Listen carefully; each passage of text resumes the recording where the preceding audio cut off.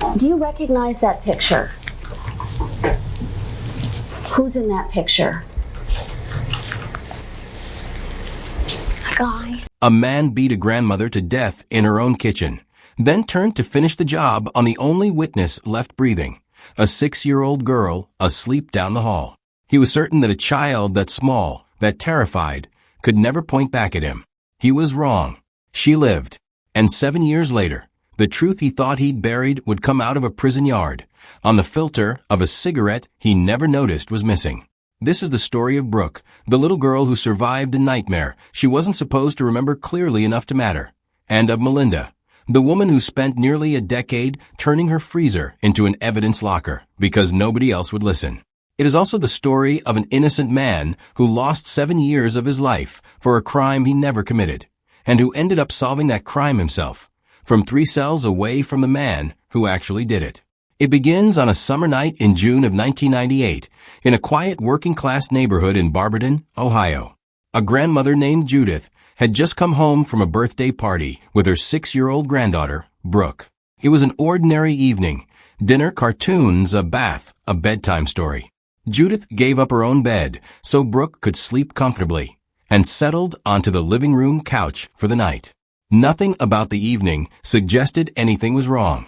Within a few hours, everything about that house would be soaked in violence. Sometime after midnight, Brooke woke to screaming.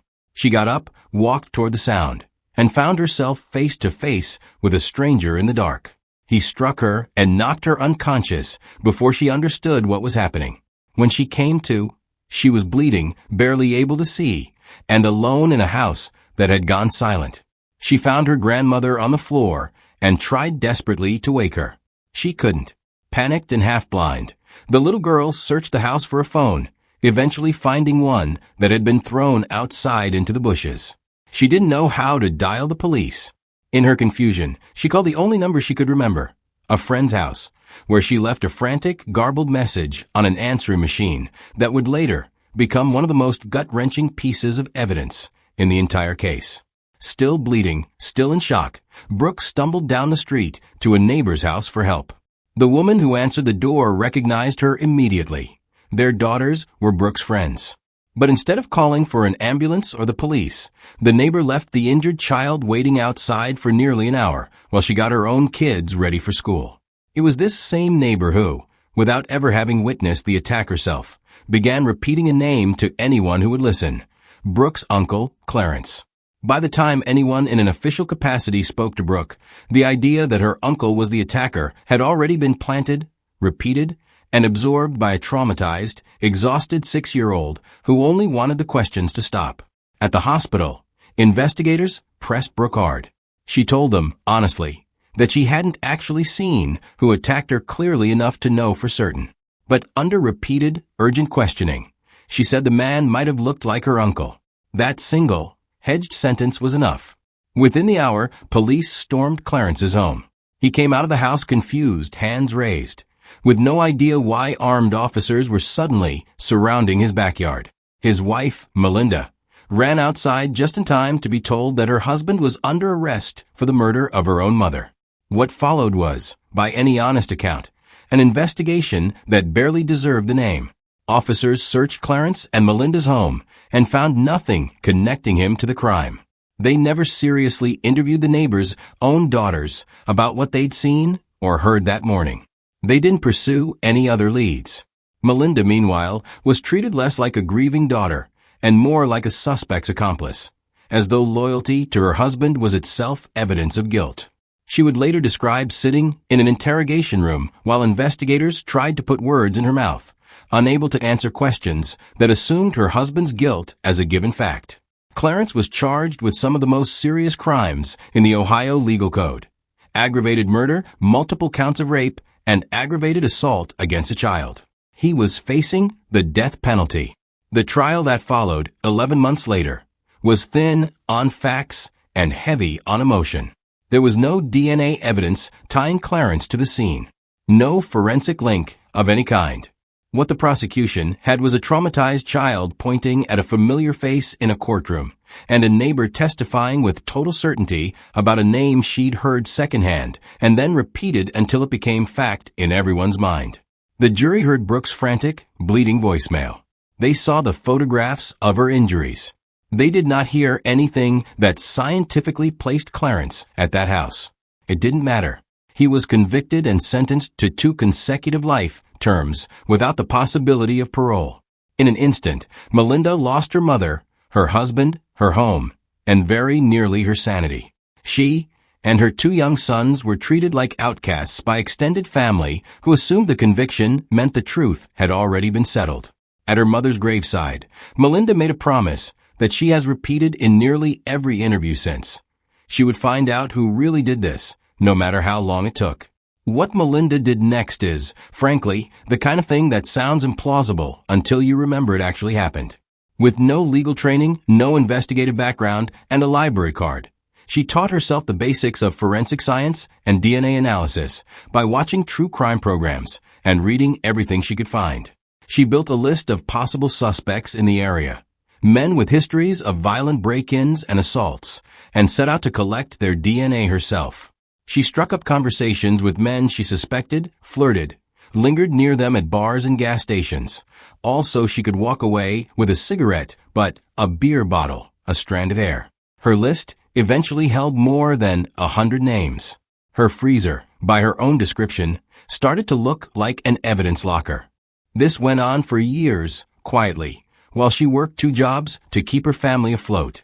But a small town notices when a woman starts asking 100 strangers for their trash, and eventually people began to recognize her and what she was doing. Fearing for her safety and her son's safety, she was forced to slow down.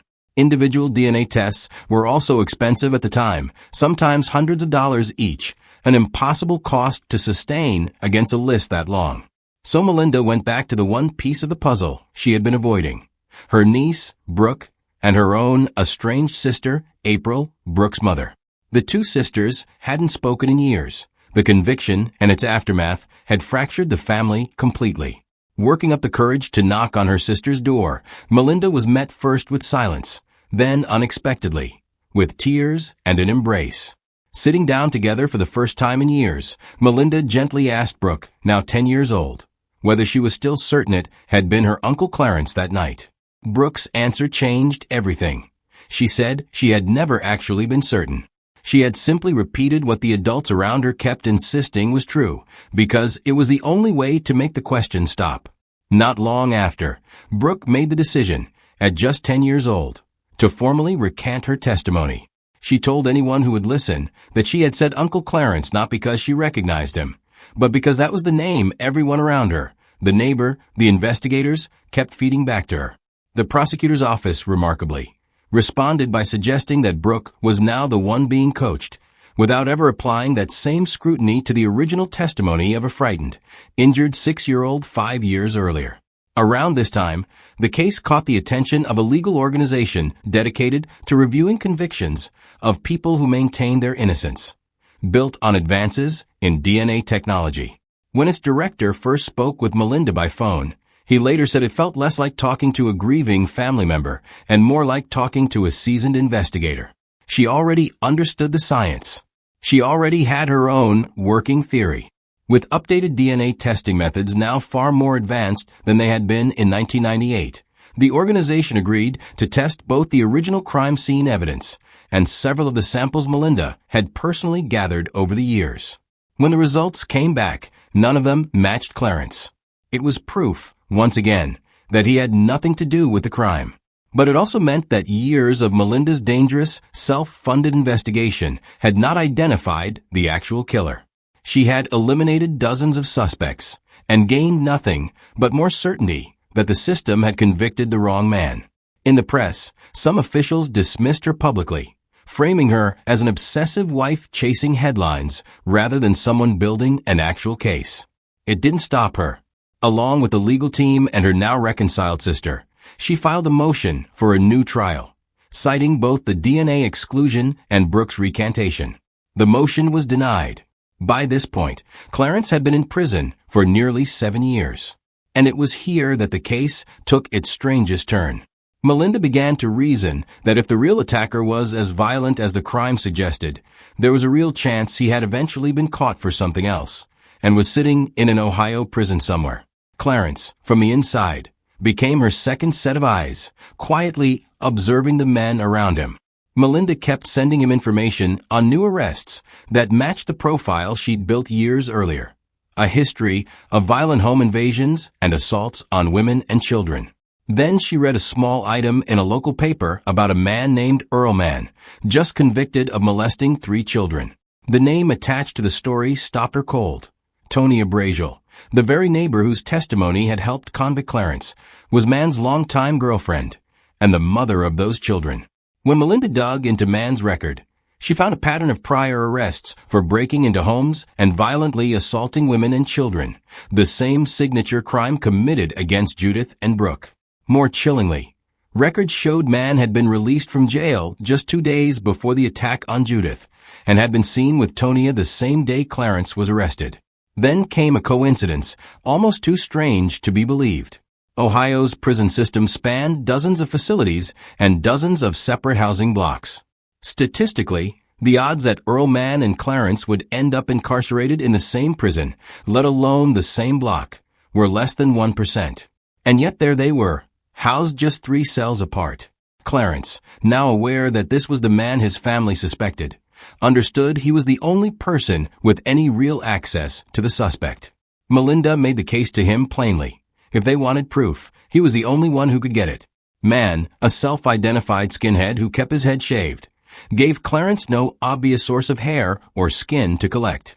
So Clarence waited and watched, keeping his distance, after witnessing Mann violently assault another inmate with a lock stuffed inside a sock. Months passed before an opportunity appeared. Mann discarding a cigarette on a makeshift ashtray in the yard. Clarence used a piece of clean tissue to retrieve but then pressed it flat inside the pages of his Bible to preserve it until he could get it smuggled out for testing. Days later, Mann was abruptly transferred to a different facility. Had Clarence hesitated even a little longer, the one piece of physical evidence that would ultimately break the case open would have walked out the door with him. The sample reached the lab, and the results came back within days. Earl Mann's DNA matched the crime scene evidence from Judith's murder. The man wrongfully imprisoned for the crime had personally identified, tracked, and collected evidence against the man who actually committed it. From inside, the very prison meant to hold him for it.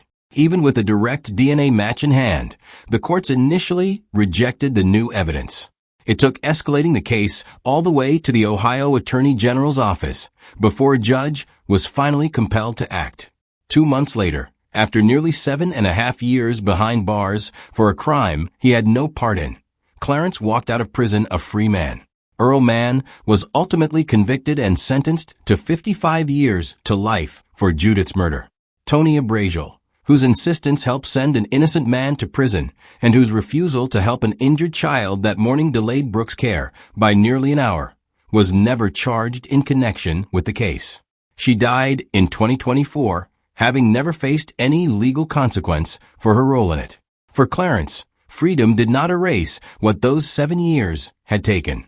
He and Melinda, who had fought harder than almost anyone in the state's history to prove his innocence, ultimately divorced in 2006, their marriage another casualty of the ordeal. Clarence would go on to remarry and rebuild his life, and years later reached a multi-million-dollar settlement with the state of Ohio and the police department responsible for his wrongful conviction, though no amount of money could return the years he lost with his sons. Brooke, for her part, carried a different kind of weight into adulthood.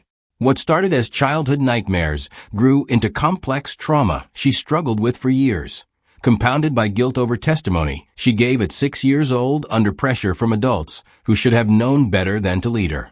Clarence never once blamed her. By every account, he understood exactly what had happened to her that night, and who was truly responsible for putting those words in a frightened child's mouth.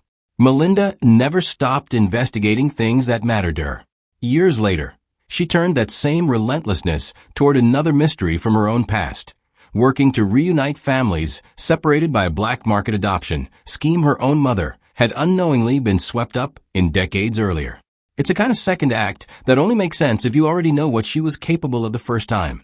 A woman with no training, no badge, and no support from the system that was supposed to protect her family, who spent nearly a decade proving that the real killer was still out there, walking free, 3 cells away from the man they'd locked up in his place.